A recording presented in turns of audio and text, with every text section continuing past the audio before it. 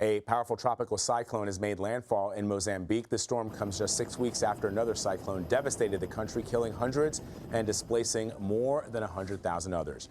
Mozambique is one of Africa's poorest countries, and the last storm wiped out many of the crops in the southern African nation.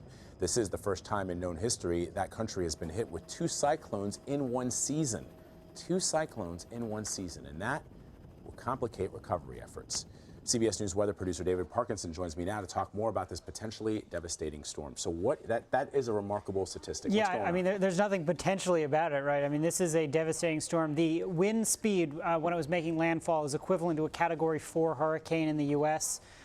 Just keep that in mind. When you hear hurricane cyclone, it's just what ocean and what hemisphere it's in.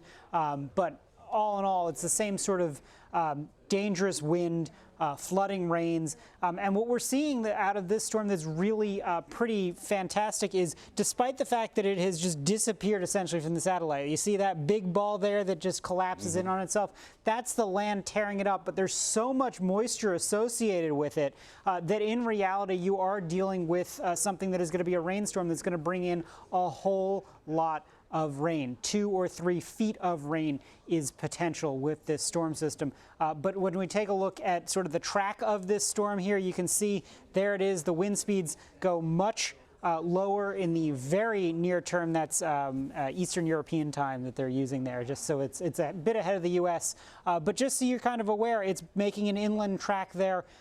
It will be dropping a lot of rain in that central area. When we take a look at the rainfall projections, anywhere in white, when we advance this map here, you'll see anywhere shaded in white will be 2 to 3 feet of rain. There, it's coming in there, and that's on top of what they've already picked up, right? It's been raining for the past 12 to 24 hours. This is all new rain. So there are spots that are going to wind up with 36 or 40 inches of rain in the northern part of the country. It's interesting to note in the past 6 decades, as long as they've been keeping records, no storm of this power has made landfall in that part of Mozambique. So that's, I think, what is startling. And do we know what's behind that? I mean, for some people, they're going to point to that and say, look, you can see that the effects of climate change are having disruptive patterns of weather across different countries, and others will say it's just a freak occurrence. Yeah, I mean, it's a little bit of both. So the water temperatures in that part of the Indian Ocean are somewhere around 4 degrees Fahrenheit above where they should be.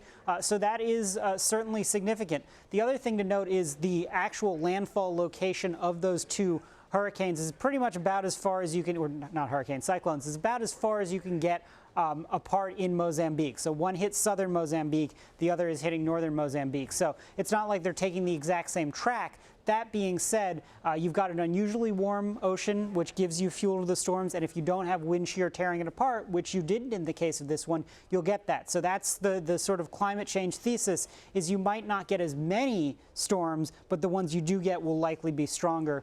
Unfortunately, this is just one of those cases of both of them threading the needle. It made it around Comoros, made it around Madagascar, and right into the mainland. Yeah, we've been seeing that increasingly across different countries, these freak weather patterns, and something's going on, and it's hard to know what.